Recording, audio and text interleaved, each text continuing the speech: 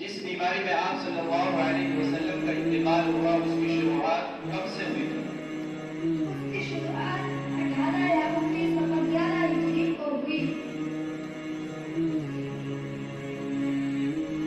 آپ کا دوسرا سوال، نجاشی کے دربار میں زوردار تقریر کرنے والے حضرت محمد صلی اللہ علیہ وسلم کے چچا زاد بھائی کا نام بتائیے۔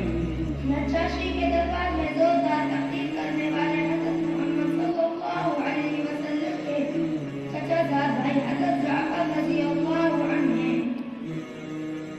اگلا سوال، آپ صلی اللہ علیہ وسلم کی وہ کون سی صاحبزادی ہیں جن کی کوئی اولاد نہیں تھی؟